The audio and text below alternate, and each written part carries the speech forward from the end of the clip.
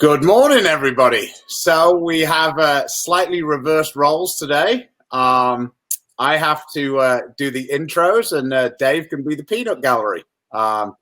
This is Dave Lamont of TV fame. Thanks for joining us, Dave. Bringing some professionalism to the show. Well, it's about time.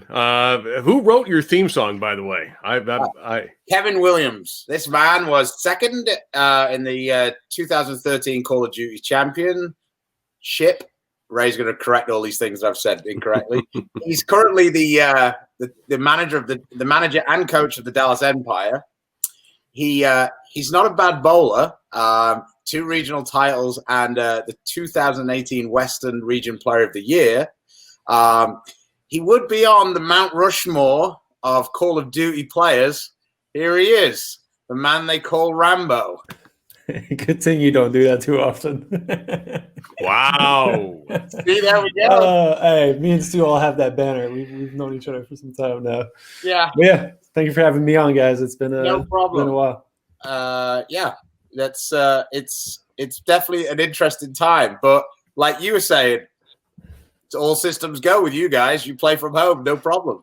Yeah, no, it's kind of crazy I mean, we can start with the elephant in the room. I'm a gamer and I'm also a bowler, and it's just the mentality of how times have changed in the last 6 months of our lives with COVID and game. We took a little hit because obviously like having LAN events and traveling is a big thing for the players, and just like the competitive integrity of what we do is much better played on LAN and in person, basically, because all the connectivity issues that we deal with online just don't happen. And yeah, we've been playing online for what has been like 7 events now.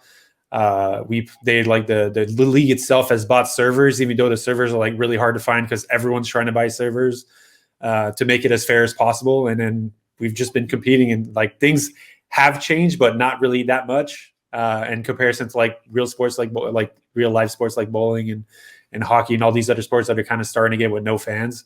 It's just crazy the contrast of what's going on right now, and I hope it doesn't last much longer. I feel like it was much better the way before, but yeah, who knows? So, a little fun story, Dave. We were in the first time we ever met Ray. Well, I ever met Ray was at the World Series in Reno, and Ray, I was rooming with Frankie. I was rooming with Kyle. And Kyle King, my friend from Phoenix. He knew Ray, and like. We were walking along, and Ray had a suitcase, and in Ray's suitcase has got a monitor and his PS4, so he could play whatever. So we go back to the room, and all these guys, and of course I don't play Call of Duty at all, but all the young guys are like, oh my god, this is amazing, and like Ray's got his account up or whatever, and people are texting Ray, why are you letting people use your account? Because they were obviously not Ray playing. They were so bad. So we were laughing about this, and we're like trying to convince Ray to play. I don't know why my wife just turned that light on now. Yeah, but now you can't see why. Thanks. So anyway, Ray's like, no, I don't want to play. No, and of course I need to see the difference. So Ray says, okay. So he puts on his headset. And he starts to play, and someone says, Ray, and I go, Ray's not here anymore.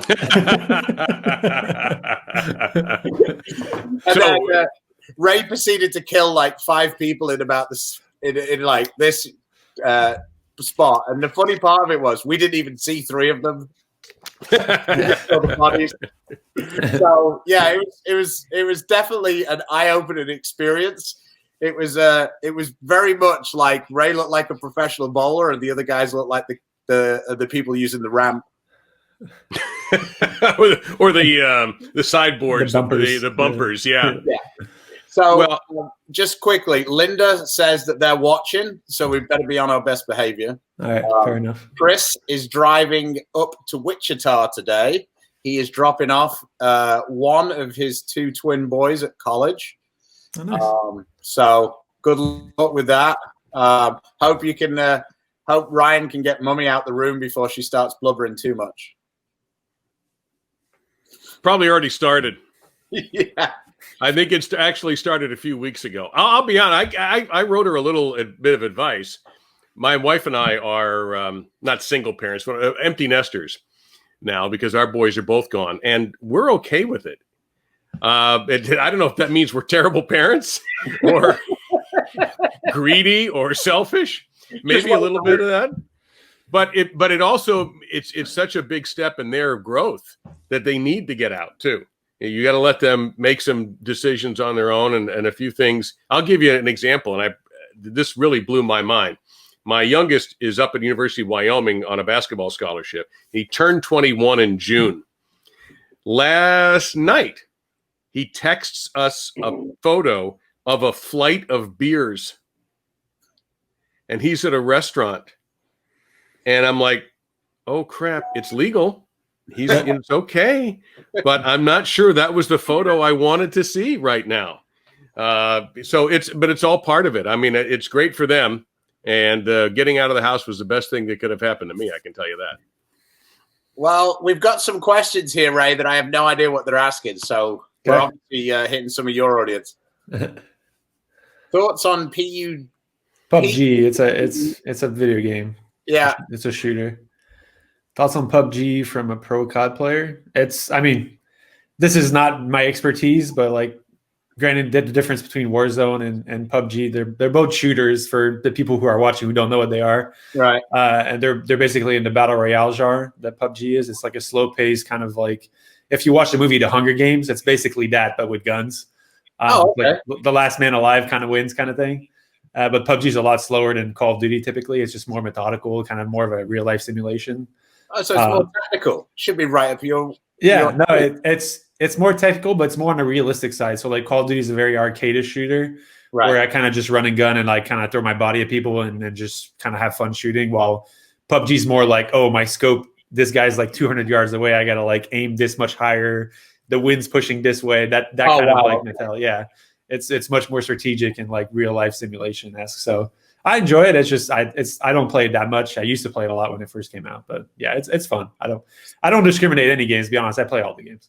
Yeah, we've Dallas Empire have their own YouTube channel, of course. Does that have its own URL?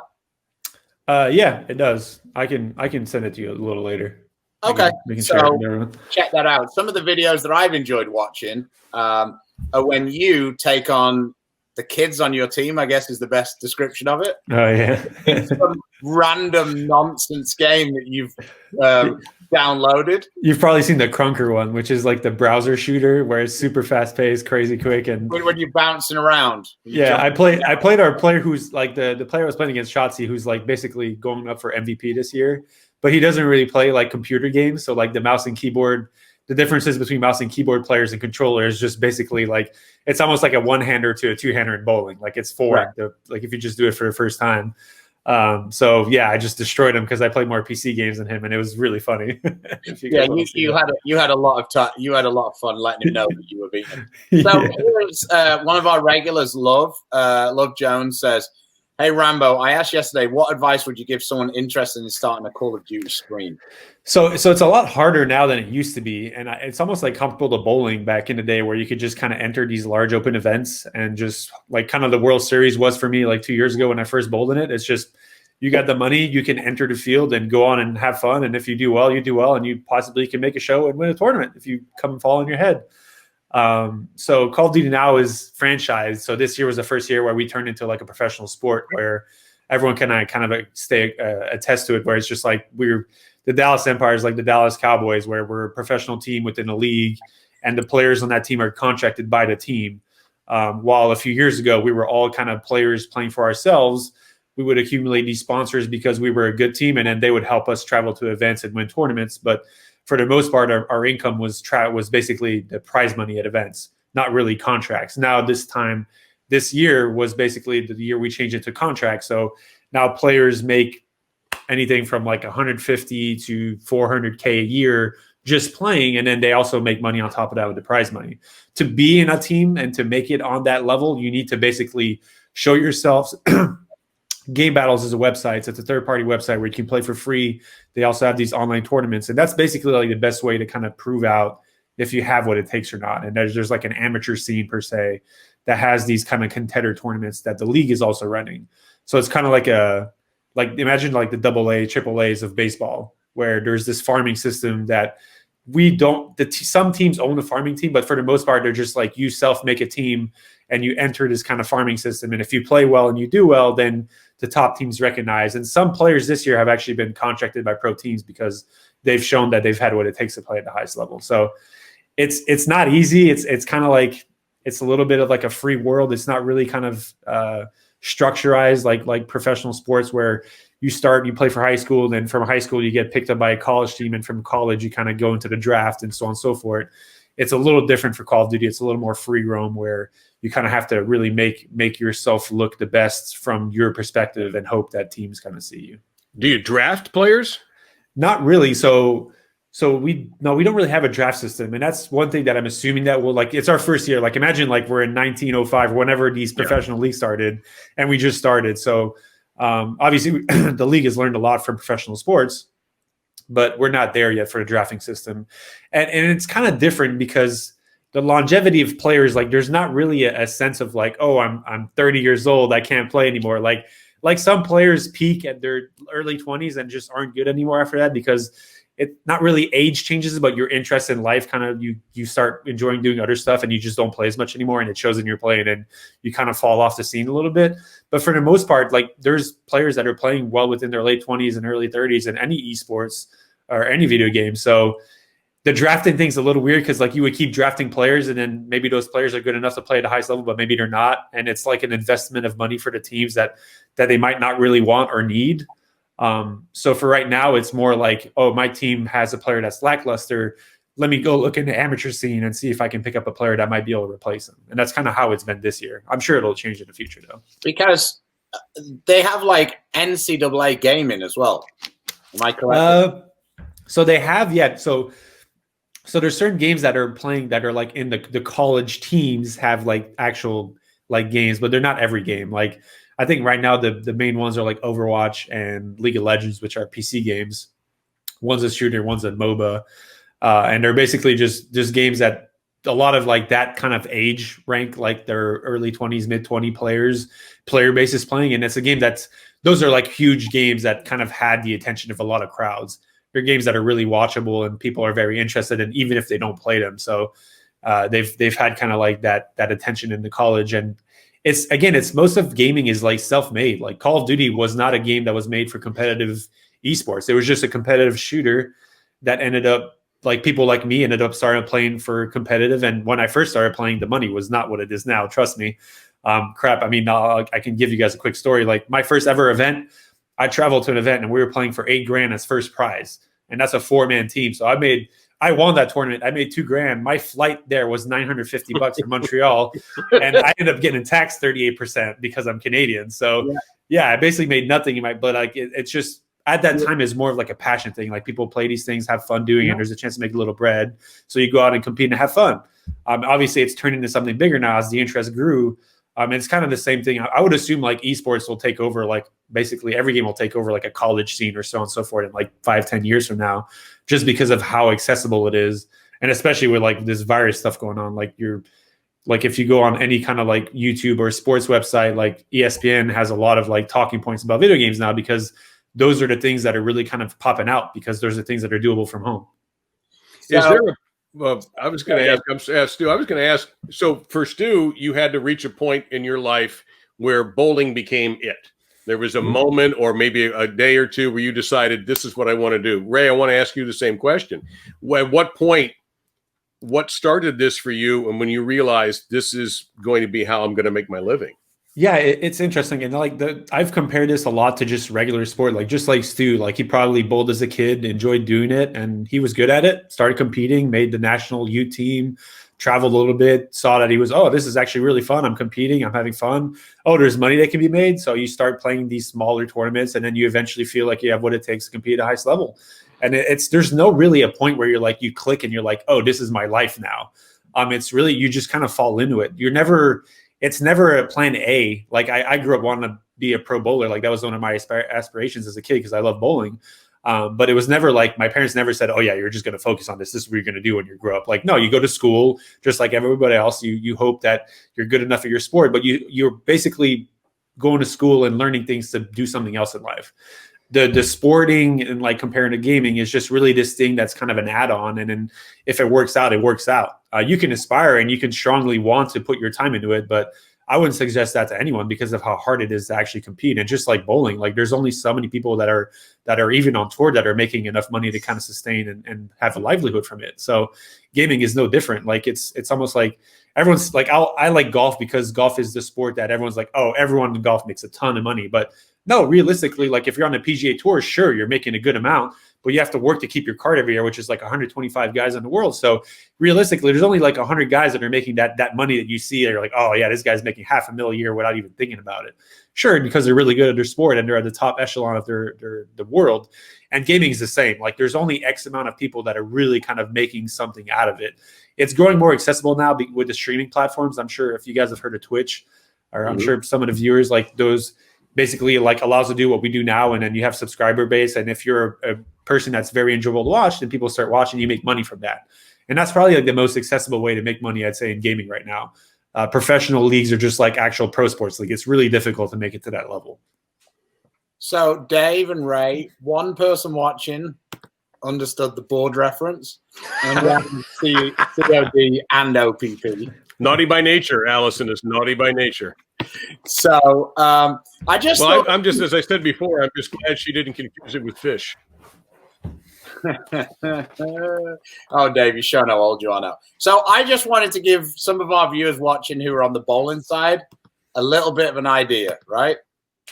So here's Ray's Twitter page. And right here it says that Ray has 238,000 followers. Okay?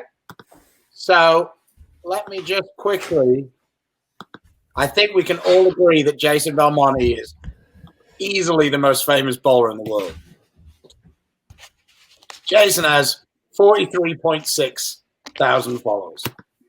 So that's just a perspective of how much bigger Call of Duty is right now on the Twitter front than bowling is. So, so this is one thing I really want to kind of discuss with you guys and see what you guys, because you guys are kind of leaders in your sporting element. So gaming is kind of grown from the social platform, right? Like, so for esports in general, like we all grew from like for what example, we just showed Twitter, YouTube. We never really did Facebook that much. That was never kind of the gaming thing of it. But Instagram, I'd say, is another one that kind of when that started off, like all the gamers used to kind of share content. And like I grew and I made my money in the gaming world really from kind of like establishing that social output, right? Like I was a good player, but back in my day when I competed, the prize money was really nothing. Like that when you introed me, like the Call of Duty Championships, which is the biggest event we have every year, which is kind of what we're competing for in a week and a half from now, where when I competed, I was really realistically the only money you could make in a year. You were going to make bits and pieces here and there, but like a player who won every event, and like, let's say Stu played in every tournament, the small tournaments that lead up to the Call of Duty Championships, and I won COD Champs, I would make more money than you did just by winning that one event. It's kind of like the Super Bowl of Call of Duty. But I really made my money back then from like streaming and doing YouTube videos and really just kind of showing my face around. And I would do instructional videos because I was kind of known as like the player who would go through use my intellect and my smart playing to really separate myself from the other players, not really my skill. Like I'm sure there's a lot of bowlers that are like that, bowlers that aren't necessarily the most accurate or have the most power, but just really know their equipment and are able to know their way around the lanes really well to where they're always able to compete at a good level, not necessarily the highest, but they're able to kind of be top 5 consistently because of how smart they are. My partner in crime. So really it's just the mentality of like, where's bowling is lacked on that front, in my opinion, is really the social output. And bowling has it different because bowling has started way beyond the years of all this social stuff really came out, right? Like Twitter was what, like an early 2000 thing, or maybe even later than that. Like all the gamers and at least my peers on the gaming scene have really, like we grew our YouTube and our Twitter following from the early days of Twitter. Like my Twitter following hasn't moved in the last like 4 or 5 years because I haven't really been part of it. I was doing game development, so I wasn't really in the scene being socially out there. But like my following instantly blew up when we started competing and doing stuff, and Twitter grew up because we were out there tweeting to our fans. It was our way to like just kind of how you're associating questions with your fans. Like if someone asked me something on Twitter, I would respond to them, and then they tell their buddies, and their buddies follow me, and they do the same thing. So it's just like there, in my opinion, and this is my question to you guys, there seems to be a lack of that in bowling.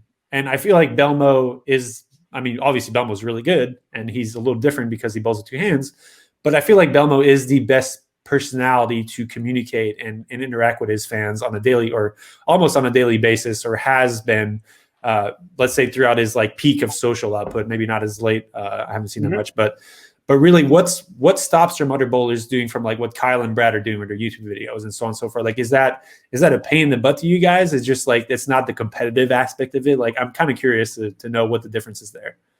I don't know. I guess tradition maybe to start with. And then Brad and Kyle have opened up a window that, like, I guess there wasn't necessarily, people didn't necessarily realize there was so much demand for that. And now me and Chris do our thing right now. And obviously, you know, we're starting to do it. But the things that Brad and Kyle do, I'm not sure I want to have my camera in the seating area when I'm bowling the last game of the World Championships. I'm not sure I'm that dedicated to that side of it.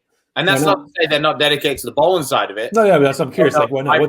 What changes on your end? Like someone like for example, they don't really do it themselves. Like if Brad's watching Cal, Brad's doing the camera work, and he's just there being that kind of like close look that you don't get. While us gamers, like you can watch my stream while I practice. Like you're seeing my face, you're seeing my reaction, you're seeing my communication. You're there for my livelihood. Yeah, and I guess that it's a little more difficult when you're moving around a bowling center that doesn't necessarily have a Wi-Fi connection to do 100%. Like sure, that type of deal. Right, and then, of course, on top of that, I guess Flo would be kind of pissed if I walked around with my own rig filming me bowling the whole time. Hey, watch Stu bowl live the whole time. I'd probably get thrown out for doing that. So, yes, I think that a lot of the things I'm coming up with are excuses rather than reasons. Well, I think one reason might be the age difference, too, between some of the fans of bowling who've been maybe watching the sport 20, 30, 40 years, way before the evolution of social media, who might be a little slow to use social media or even care about it, whereas it's obviously a younger person's game. And so many people have that right there. I don't want to cut you off. No, that's okay. No. But like that right there to me is why the youth and bowling is not growing anymore. Like we're not appealing to what is out there. Like this is the baseline of what the world is, how it's moving. You look at even professional athletes like football players. It's not like there is like I can count 10 football players and basketball players that have been streaming on Twitch lately just to get their face out there. They're not even playing their own thing. They're playing with like COD pros, like F1 racers. Like I got to play video games with Lando Norris, like a pro F1 racer. And like some guys are like interacting with those guys on a daily basis, teaching them. Like we're there like teaching a professional F1 racer and interacting with them. And that helps grow their audience. And then that audience that we transport from gaming to F1 grows their sport and their events and whatnot. And like that's the interaction to me that we're missing. And I totally agree. Like if you're completely just thinking about the audience, the base audience of bowling right now is definitely older, right? Because we've been around for a while and there's no debating that. But the goal is really the goal now to appeal to that audience, or really try and find a way to transcend and get the youth and the growth of everything going on to that level. Like find a way to include bowling into that kind of space. And that to me is really where, I mean, this is me taking from like the gaming side, right? So I could be wrong. I'm not saying I'm right. I'm just speculating that like that's something to me that we're missing. Well, looking at other sports, baseball is having the same problem. The average age of a baseball fan is over 50. And that's why more ballparks are trying to cater to younger people. That's why they're trying to speed the game up. That's why they're doing more electronics in the stadium, scoreboards, encouraging people to do interactive things with their phones. Whereas the NBA seems to skew younger. The athletes are extremely active on social media, not just social issues, which is another thing to talk about some other time, but social media. A lot of NBA players do extremely well. They're very active. They keep themselves out there. And the other thing is the league doesn't mind that. The league is very smart. They backed off. They know the players are the star. And so they let them pretty much do what they want to do and say what they want to say. And that doesn't hurt either. With bowling, this was going to be a big year for the sport on television, I think. And unfortunately, because of the pandemic, a lot of telecasts were lost. The World Series was shortened to one show. There were some opportunities that were unfortunately left on the table without any control over the PBA and the women too, the PWBA having to cancel everything, that hopefully can be brought back to life in 2021 and try to interact with a younger audience through television and get it started that way. I think more of the issue is bowling spends too much of its time marketing the sport, not marketing the players. And people don't get interested in an activity because of the activity or the sport. Like, people want to emulate their heroes or 100%. they follow, and bowling does a terrible job of marketing the players. They just spend time marketing their products. And it's crazy because growing up, like, I had my idols, and I was trying to emulate them. Like, I never, like, bowling obviously, and like, it's a family sport for me, and I got put into it when very young. But like Mark Buffo is a guy that I grew up bowling in league with, and I love bowling. Like, the guy threw the ball great, and I was like, this is awesome. I want to do what he's doing. And I grew up trying to like emulate people like that. Like, I never really like thought of like, bowling is fun, and don't get me wrong, like, I enjoy doing it, but it never was like the competitive aspect of it was never something that I was like sought out for. It was just the mentality of like, these are people that I look up to, and I want to do the things they're doing. And that's kind of one thing with Brad and Kyle is like, they give you the in-depth looks of what it is to be a professional bowler. And it's super, super easy to relate to those guys with the product they're putting out. And that to me is like, in my opinion, that's like, if I'm a person who's heard of bowling on a casual level and I stumble on a YouTube video and I look at that, I'm like, oh, that's kind of interesting. They explain a lot of things, and they teach you the basics, and like, you can easily understand what's going on bowling, or at least during the tournament while you're watching the videos. And that could interest me or interest one of my friends that I told to watch the video. And that's the word of mouth aspect to me is just like completely lost in the bowling world. So I don't know. It's just Let's have a little talk about your bowling career though, Ray. Yeah. I grew up bowling as a toddler. I bowled on U Team Canada for 4 years. I bowled a few international events. The most notable one is the 2008 World Youth in Orlando. I bowled against Don Barrett. You got your ass kicked by John Zerbinski. Yeah, I did. I actually did have the high game for the men there. I shot 299. Big choke, last guy. I think that there's a video on YouTube somewhere of that. It was a fun experience, obviously, getting the ball against some of the big guys. But I mean, I was 18 at the time and they were 23, so it was totally unfair. And then sadly, the year after that is the year they decided to change the 23 age to 19, and I was turning I was like 2 months older. So that I was supposed to go to Helsinki and bowl the world. It was the World Championship, I think. The first one Frankie bowled in. Yeah. So that was the time where Frankie kind of started making the team. And because he was a little younger than I was. US Opens if they hadn't screwed you out. Exactly. That's what I'm saying. That's a good way to think about it. Maybe I should ask Frankie for my money, Hey, you're only getting the trophy. You didn't really get paid that great for those. But yeah, no, I actually stopped bowling for like 7 years. I was playing video games at the time, but I actually ended up getting sick. I had like a stomach parasite that lasted me like a year and a half. So gaming kind of become my outlet to kind of just get through my pains, and I actually started making money doing it. And that's kind of how I transferred, to answer your question earlier, Dave, that's kind of how I transferred to being a professional gamer. It was my way to pay the bills. Obviously the money wasn't that great at the time, but I was living with my dad, and he was just asking for me to, like, as long as you can pay your bills, you're good. So I just started doing that, and it kind of grew into something else. And I started making more and more money doing it, and it grew into what I am now. So I played video games. I played professionally for 6 years. Then I got dropped from my team. This is one thing we can talk about a little later.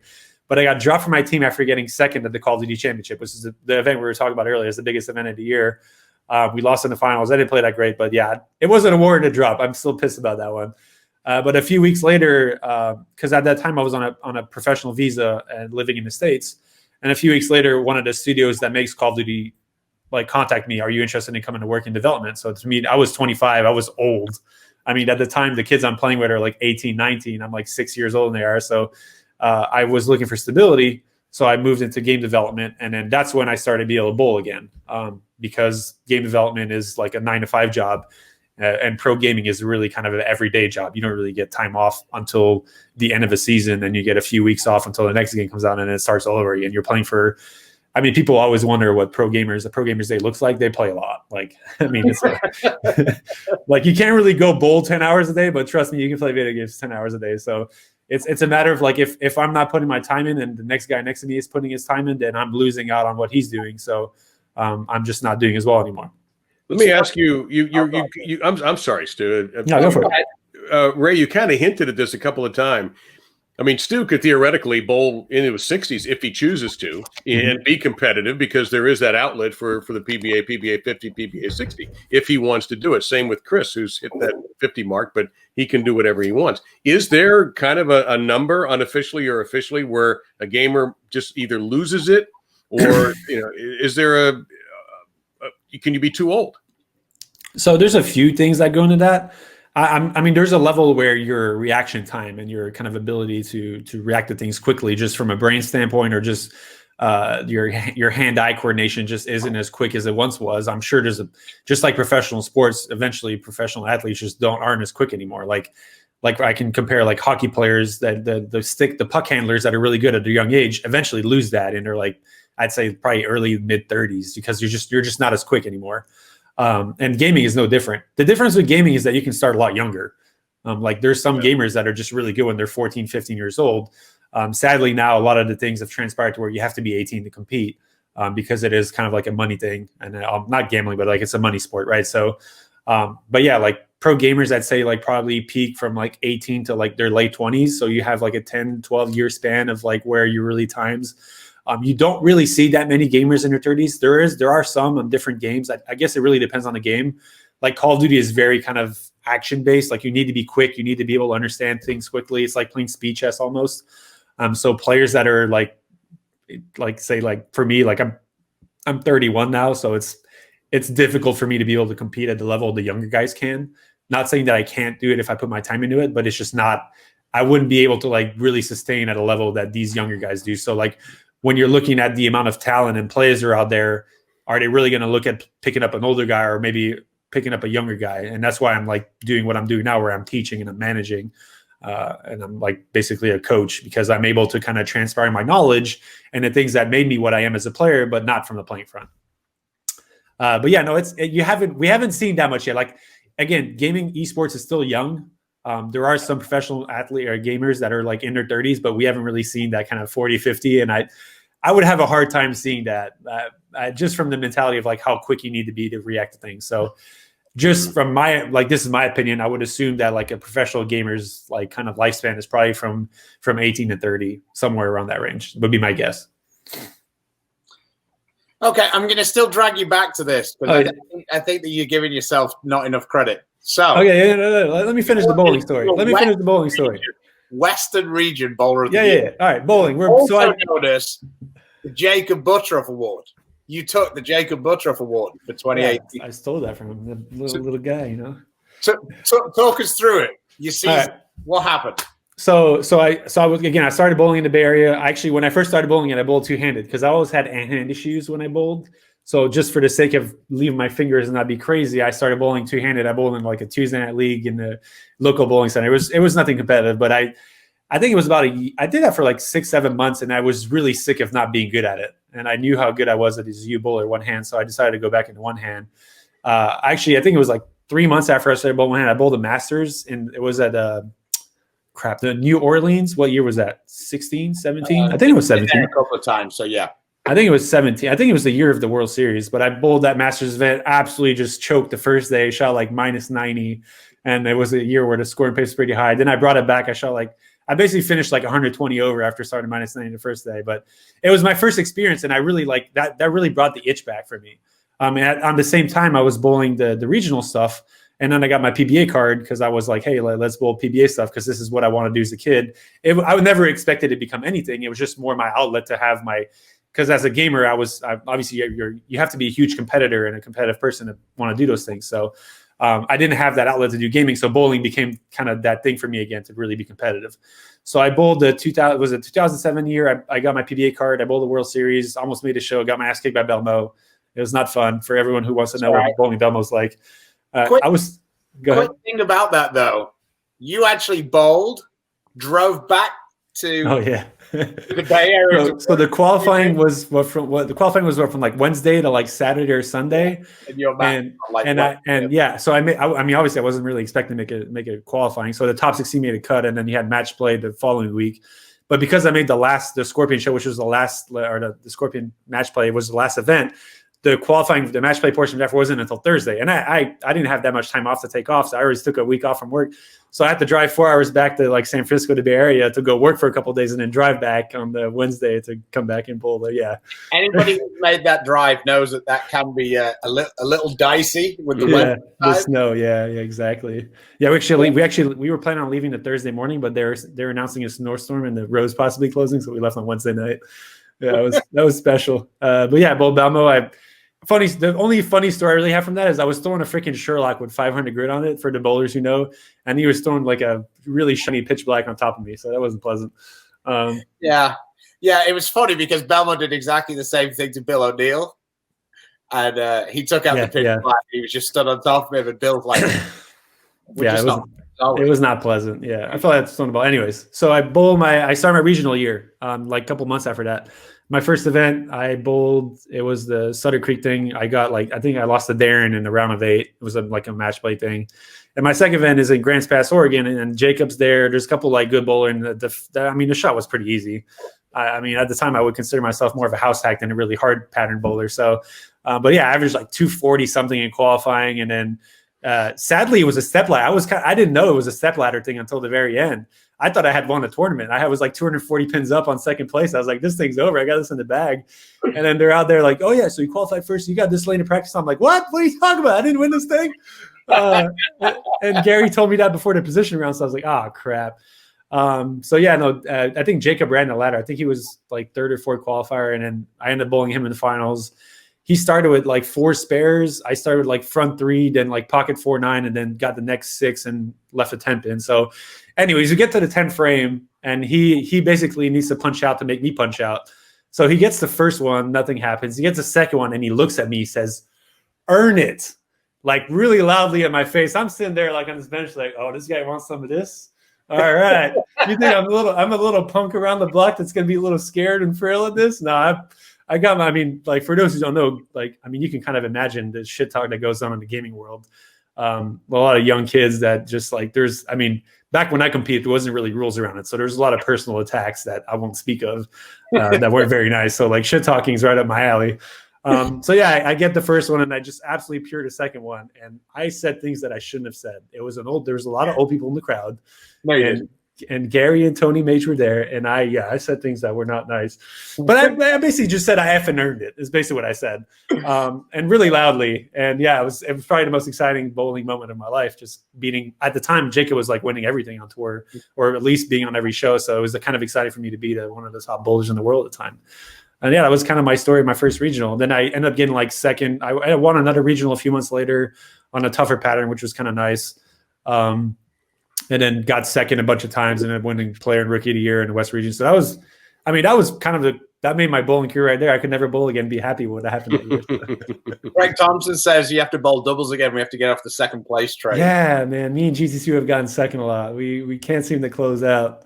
I mean, Greg was in the Bay Area. We met, we met each other when I started bowling again in the Bay Area. So he lived out there. I think he's in Arizona now still, right? Yeah. But yeah, we were good buddies, and we bowled a few doubles turn and kept losing to the Tang brothers, those bastards. Here's an obvious fan, Taylor. Raise the goat. Yeah, Taylor beat me in a freaking tournament last year. We won't mention the trip 4, the trip 4s he got. We bowled. It's super funny because I love competing, and like I was probably the only time I've ever been mad losing bowling because my man Taylor tripped like a 4-pin, like I think every time on the same lane for a whole game. And it came down on the wire, and I was just like, "Oh, is this guy going to move left or what?" Like, nope, he just kept tripping 4s. I'm sure he was moving, but he kept going high flush. So yeah, no, Taylor's in there. I like Taylor. Dave, funny story. In Phoenix, the group of friends that we had, or the younger guys that we knew, there was way, way, way more of them who want to be Ray than want to be Belmo. Really? Way more. Way more. I won't mention. You want to beat me or be me? But all of them want. Well, because it's not just that Ray's like the annoying kid who's good at everything. I'm all right. So he's also a single handicap golfer. I knew it. Like he's just the kid you want to beat up at school. I like being good at certain things. You know?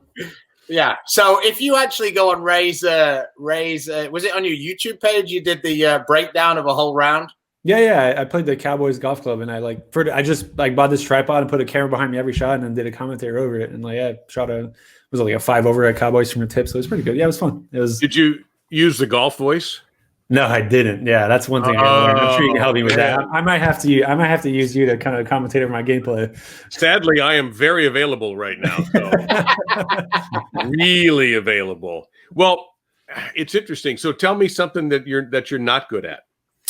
I mean, I wouldn't consider myself like really bad at anything. Like I'm okay at everything. Like I'm let's say above average at most things that I try and do well. I'm surprisingly really good at ping pong. That's actually my favorite like underdog sport. Really good at that. But I'm actually like languages. I wasn't that great at. I was okay at school, but I wasn't that great. Matt was always kind of my favorite subject. But languages, never that great at it. I was blessed because my parents were. Half my family was English and half my family was French. So I'm actually French Canadian, and French is my first language, but I don't have much of an accent besides the THs, the does and D's people, I can't do that. I can't pronunciate those things. Funny story. We were actually going to say it's a Canadian thing, for the board. And I wanted to do it because you're French Canadian, because that always fries Frankie. Yeah, no, it's not a thing for us. You guys are. It's the first thing every time we come to the States and I do something. Oh, you're Canadian, eh? Like, no, I'm French Canadian. We don't do A's in French. Like, that's not a thing. So what's your YouTube address? I'm trying to find it, but I couldn't find it. I mean, if you just look Dallas, like my personal one is Rambo Esports on YouTube. But Rambo Esports. There you go. Yeah, but if you just search for the Dallas Empire one, I already put that up. Okay. I don't really do much on my personal channel that much anymore. I'm planning to do that next year. Nice, guys. Do that. Oh, that's being picked up. Yeah, but yeah, no, it's interesting how busy I've been this year. Actually, one of the things that I didn't like from game development is how busy we're all the time. The great thing about game development was that you kind of go through your motion at works, and you don't necessarily have to think about it that much outside of work. Like I could have my free time and enjoy my free time. But with this job, it's kind of the same when I competed. Like this is the day round job, they're in year round job. I never really have like a pause in my brain. Like I'm always thinking about things, and it's not necessarily the funnest thing, but it's also cool because it really keeps you on your toes, and it's always something new every day. Helping the guys get better, and also dealing with like the sponsors and interviews and all the stuff we have to do as players and competitors. But yeah, no, it's the day-to-day life job of my day right now is kind of rough. So like I'm really looking forward to off season and kind of getting a little time off and bowling and competing and some stuff. So how much did you pay this guy? Ray likes being good at he's a better person. Eric's a bowler from the Bay that I've got to bowl with a lot. So yeah, Eric's a good guy. Eric actually he has a national title. If you look it up on YouTube, Eric Adolphson. I can't remember what year it was in the 80s. I'm assuming 70s, 80s, I would think. But yeah, he has a national title. So don't laugh at the guy. The guy's a good bowler. No, I'm not laughing at him. I'm laughing at him being taken in by your Canadian charm. It's the guys who say who are the nice guys, not the Frenchies. There you go. It's like I paid him for this question. Yeah, favorite team. Montreal Canadiens, man. Born and raised in Montreal, so it's live and breathe by the Habs, even though it's been a rough, I guess my entire life has been pretty rough. I wasn't old enough to really know what's going on when last time they won the cup. So fun thing. I room with Frankie Lavoie a lot, and Frankie adopted my team. So he's a Liverpool fan, and I wouldn't say he's a Patriots fan, but he kind of like enjoys digging at Chris because Chris is a Chiefs fan and the Patriots were beating the Chiefs up a lot. So he kind of knows enough to troll, but not really enough to care. But with Liverpool, he really is. He's all in. He bought his own kit. He's got his shirt and everything.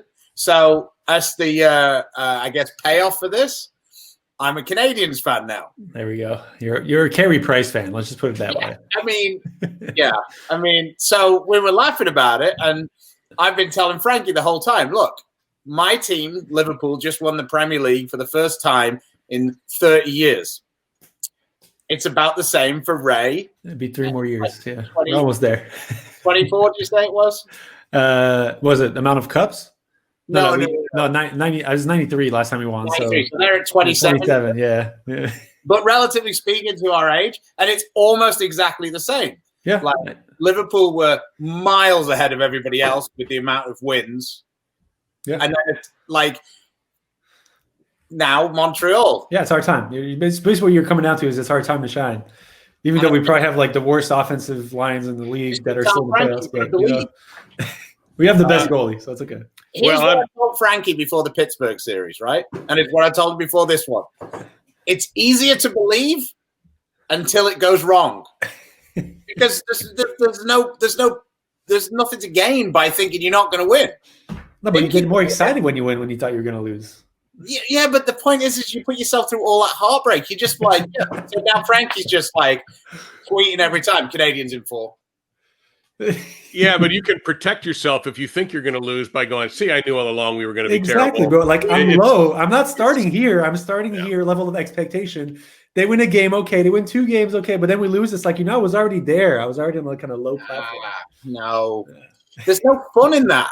You're just going to be like, we're going to win. I'm totally lying to myself. I'm totally expecting us to win. I'm just trying to hide my emotions. Well, all I have to say to this discussion is go Caps go. That's where I'm at. Yeah, okay. You're a happy man. All right, OV guy. Yeah. Hey, Dell in the chat. Shout out to my man, Del Ballard. The man's been taking care of me really good since I moved out here. Yeah, and Del, hopefully Del's getting better. There you go. Barnes coming in. Nobody cares about soccer on ice. Wait a minute. I thought he was driving. On ice? What? Oh, my God. Is he driving while – because that's not safe.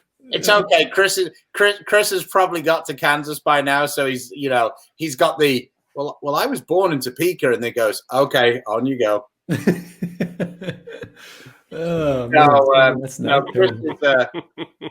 Chris is just upset that he waited 50 years for the Chiefs to win and start their dynasty, and now nobody's going to care because COVID's come and it's going to ruin everything. Good to hear, Del. Yeah, he says he's home and he's doing okay, so that's great. Good news, Del. Oh, here's the one Arizona fan. Coyotes. Whoop, whoop. They're actually pretty good this year. They have a chance. So. Yeah, but there still won't be any. The amount of Coyotes fans watching now, as opposed to who had been watching before, is about 8 different.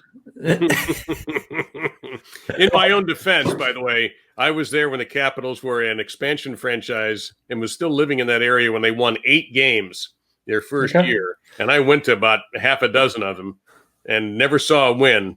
So I get to recoup some of the spoils when they finally did win a couple of years ago. So that was the Olaf Kolzig era, the Godzilla goalie. No, the first goalie they ever had was a guy named Ron Lowe, who ended up going to Edmonton and probably I think was maybe a backup when they got hot and started winning cups. But no, he would have been too old. But yeah, I suffered. Rod Langway was the first great player they had, who came from Montreal, if I remember correctly. Don't remember that. Before your time. Yeah, before my time. So there we go. Like we've, I guess we've gone off the rails. Barnes is abusing us. Hockey talk is putting me to sleep faster than diving. I guess he meant driving. Yeah, Chris, we've actually got more comments about hockey than we had about you not being here. That hurts him, by the way. That's going to hurt. Okay, well, I think we're going to go to the segment that we like. And where is it? Here we go. It's 10 frames with Rambo Ray. Oof. Is it quick questions kind of thing? Quick 5 questions. Okay. Yeah. All right, let's see it. Dave's got them. I've got the master list. This is actually, I love this question. Do you believe in karma? Oh, 100%. So do I. I am not superstitious, but karma 100%. Yep. After we go off the broadcast, I'll give you a description of why that's not true. It's not the broadcast. Okay. Wow, that's kind of sad. I love karma. Yeah, you can't pick people like that. All right, Ray, what are the 3 things you would save if you had to leave your apartment in an emergency or home? 3 things I would save? Yes. My dog, my fiance, and my golf clubs. Not the controllers. Oh, you can do ones. They'll just send them to No, you. but the controller, the console is not going to do much for me, right? So I need good point. too much stuff to bring. I need a monitor. Like, you're asking me 3 things quick. I can just grab 3 things real quick. My dog, my fiance, my golf clubs. Once we're finished with social distancing, what's the first thing you're going to do? Definitely have a group and party with my teammates and my team for sure. We haven't, like, everyone's been playing from home, so we haven't really celebrated any of the winnings we've had this year. So definitely that, I think. What do you do to relax? You sound like you're very busy right now. What do you do in your time off to relax? Watch golf, I think, is my, like, watching sports just in general. Like, I mean, hockey's not relaxing to watch. I get really emotional when I watch hockey. But I mean, golf is like, I just love golf. Is probably, like, I'd say, like, my favorite kind of hobby sport. Mm-hmm. I love how competitive golf is right now with all these new players coming up. So I think it's probably the most entertaining sport for me to watch. And it's not kind of like not an emotional front. I can watch it and kind of relax. Andy suggests you grab number 1 should have been the fiance first. I mean, she'd understand the dog. I think she would have grabbed the dog first too, to be fair. So we're good. Okay. First, I like this question too. First thing you notice about people when you meet them. First thing I notice about people when I meet them, their accent, because that typically tells me where they're from. I think that's probably yeah. That's a good one. I always look at if it's a man back when we were allowed to shake hands. If they look at you when they shake hands, I notice that right away. Dave, quickly, someone said, what's CB's favorite video game? I predict Pong. He has Intellivision still hooked up, and that's good. Yeah. Do you? I don't know if your fiance is listening. Do you have a celebrity crush? Blake Lively has always been my. I'm a huge Ryan Reynolds fan too, so it just kind of makes sense there too. What's your annoying habit?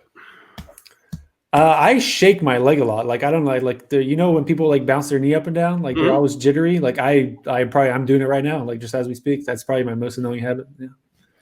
All right. This is frame number 7. Craziest rumor you've heard about yourself. Damn. That's a tough one. I don't really I'm actually really not I'm not a gossiper, so I haven't really heard that like much at all, to be honest. If I've heard of it, it probably just flew right through me because I typically don't really react to things like that. Like, if someone says it to my face, it's a little different, but like rumors and such, I don't know what. I'm sure Stu said some shit about me while I was bowling in Arizona. Like, Stu, help me out here. Probably. Another one coming off the top rope for Barnes. Pong would be too expensive for Barnes.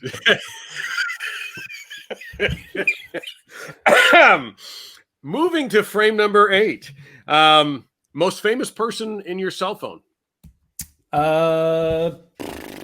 That's a tough one. Definitely not Stu. I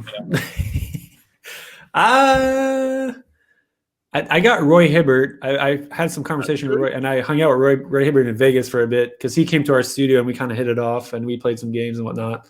That's not an old dude. No, he's not, dude. I have a picture with him. Like, I'm not tiny either. I'm like 6'1", and this guy, I mean, was towering over me. The craziest thing I remember, we were sitting, the like couches, right? They sit on a couch, and sometimes your knees are a little above if it's a low couch. I mean, this guy's knees were like at his head. Like, it was like this guy had the longest limbs ever, and really nice guy. Nothing but good things to say about Roy. Well, there's a few on here that don't apply to you. So bowler. One thing you've tried, and it can be anything that you'll never do again. That's frame number 9. One thing I've tried that I've never do again. It could be a food. It could be a place you've been. There's something I had in Shanghai. So I got to travel a lot with the video game stuff, and we were in Shanghai for a week. I can't remember what it's called, but it was like a kind of a green leafy veggie, but it was the most weird tasting thing I ever had in my life, and I can't remember what it was. And that strikes me as like the thing I would never try again. Not a very good answer, but yeah. And the last question, frame number 10. Ooh, boy, this is a tough one because there's a lot of bowling-related questions in here. But I'll just ask you. Go bowling. I'm a bowler too. Come on, man. Let's see here. Well, give me one shot you'd like back in your bowling career. One shot I'd like back. Oh. $2.99 at the World Youth. Yeah, probably. Honestly, that would have been a big one. And the worst part about that one is that they never put my name in the record books. There's a bunch of 298s and 299s at that, and like they give you a pamphlet that shows you all the stuff that happened. they never put my name on there. I don't know what's up with them. They just don't like Canadians or something. We're too nice to them, I guess. I don't know. Was it a was it a great shot, bad break, or just a bad shot? Awful. It was. If it went at board left, I probably would have struck because it went Brooklyn. So it was, a high through the nose, just duck hook to the left. Yeah, it was no good. Well, here's a question I hadn't thought of. What makes you more anxious or maybe more nervous, bowling or gaming? Definitely gaming. I'm actually I think the biggest thing that people can relate to, and for people who've done competitive stuff at a high level, is that watching is excruciatingly more anxiety driven than actually playing.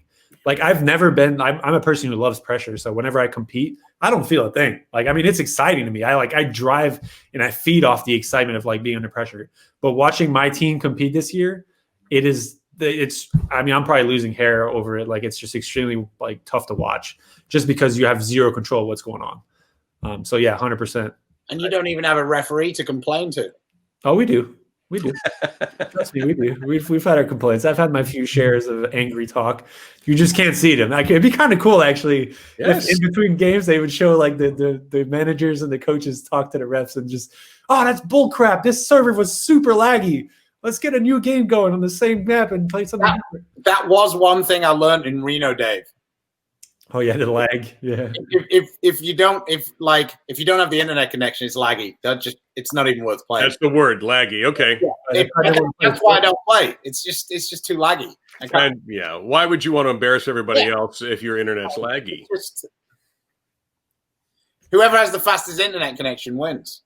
Yeah, no, that's a huge part of video games, and that's one of the reasons why playing online is not good. That's amazing, Dave. Right? To the rest of us, it doesn't matter. No, those guys get so good that the internet connection being the gigabit internet to being 850 is actually a difference. But it's just I can always find reference to bowling. It's just for a person who just picks up a house ball, they don't know the difference between having a ball that fits your hand to having a ball that we're talking Norm Duke fiddles with inches of piece of tape and so on and so forth every time he throws a ball. It's the same comparison. If you don't do something at a high level and you don't really grasp the small differences that something can have, then you don't really understand them. You don't know about them. So it's just, you don't see those things. And that's the same thing with video games. When Stu and I think Kyle was probably the only person who really understood what was going on when I was playing in front of you guys.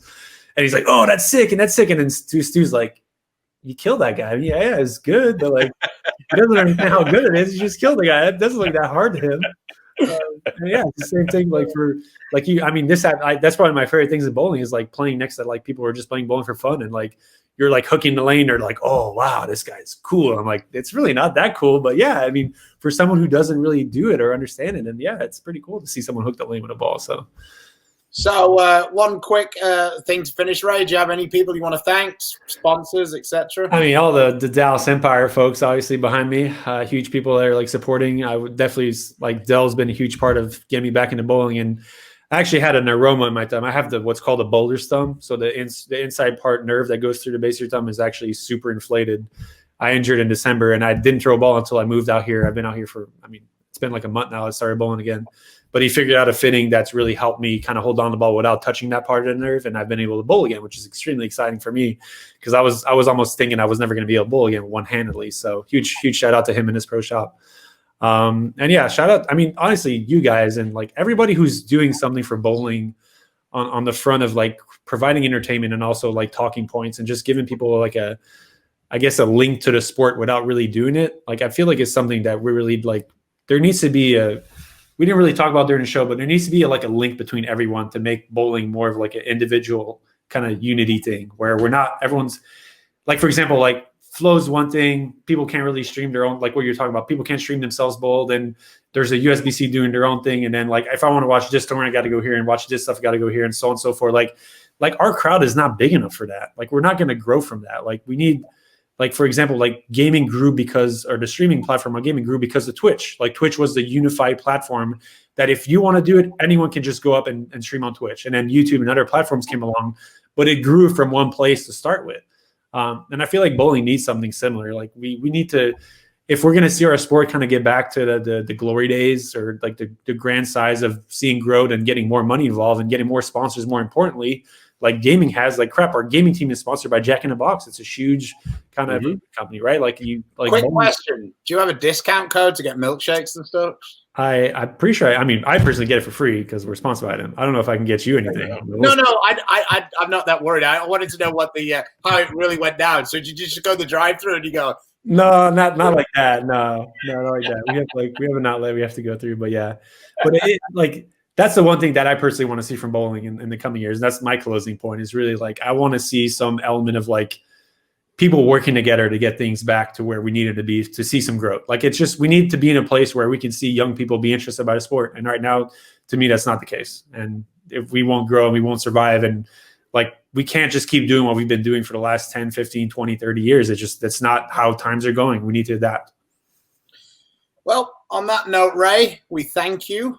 We will be back, me and Lamonzi. As Chris even did as a banner. There it is. Lamonzi. I like it. That might be a new password for me. So we're back on Thursday. The trolls can come out as much as they want. We have got one of Chris Barnes' main nemesis, Kelly Kulik, is going to join us. She's going to talk about her Hall of Fame career and what she's up to at the moment, including what it's like to be Dave's right-hand person. Yes. She's wonderful to work with and one of the most improved broadcasters, period. So follow us on all of the platforms. And, if you're watching this on YouTube, all the links are in the description. There you go. Easy. See you again soon. #StormNation.